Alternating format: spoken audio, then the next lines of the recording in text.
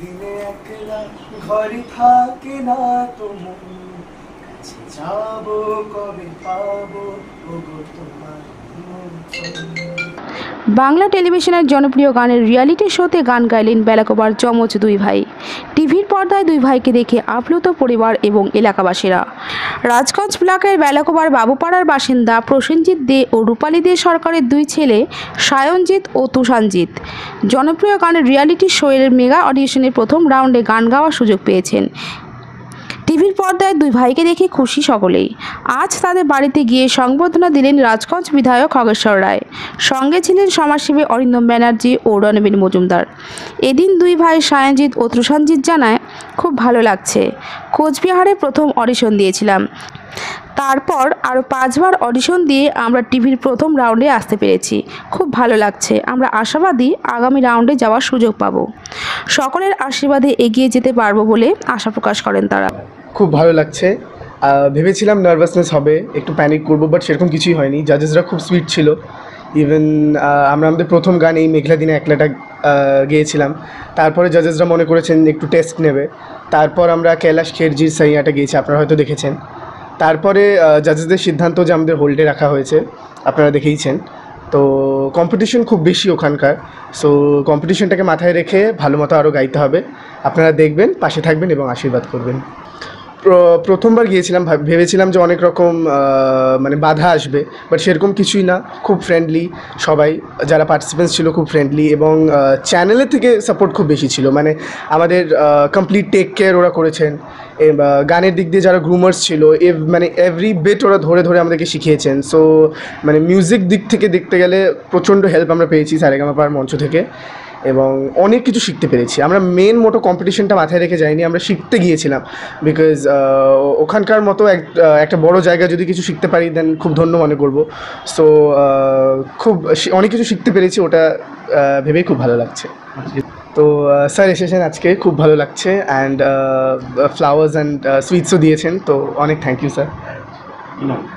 আমার নাম তুষানজিৎ দে।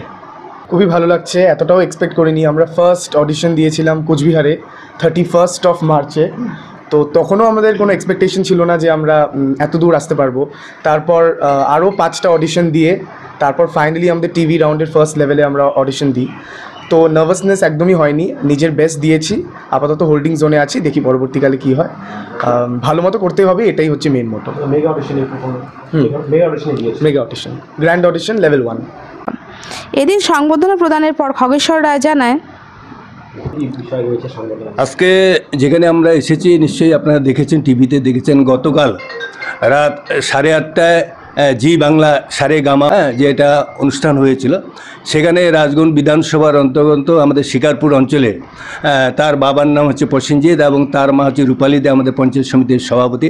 তার দুই ছেলে গতকাল 8:30টায় সারেগামা অনুষ্ঠিত করেছিল, প্রসেনজিৎ এবং সায়নজিৎ। এবং সত্যি একটা গতকাল যখন আমরা দেখেছি, অনেকে ছিলাম, আমি অরিন্দম অনেকে দেখেছিলাম, দেখে এত আনন্দ লাগলো যে আমাদের এলাকায়, আমার নিজের অঞ্চলে, আমার বিধানসভায় তাকে আমরা গান শুনবো, মানে এত আনন্দ লাগছে। দেন আমরা রাজুকে ফোন করে, রূপালীকে ফোন করলাম যে কালকে আমরা 10:30টায় তোমার দুই ছেলেকে সংবর্ধনা দিতে হবে। তার জন্য আজকে এদের গানে এবং টিভিতে দেখে প্রথম, আমার বিধানসভা, আমার বয়স প্রায় 74 চলছে, আমাদের এলাকায় এরকম টিভিতে কেউ আমরা দেখিনি কোনোদিন। তাই খুব আবৃত হয়েছে, তার জন্য এই দুইজনকে আমরা সংবর্ধনা দিতে এসেছি। এখানে যেমন আমি এসেছি, আমাদের রাজগঞ্জ ব্লক তৃণমূল কংগ্রেস সভাপতি অরিন্দম ব্যানার্জি, আমাদের জেলা পরিষদের বিদ্যুৎ কর্মাধ্যক্ষ রণবীর মজুমদার, আমরা সবাই মিলে আজকে সংবর্ধনা দিলাম। হলো মন যে উদাসে, শুধু ঝরে ঝড়ো ঝড়ো আজ বাড়ি সারাদিন।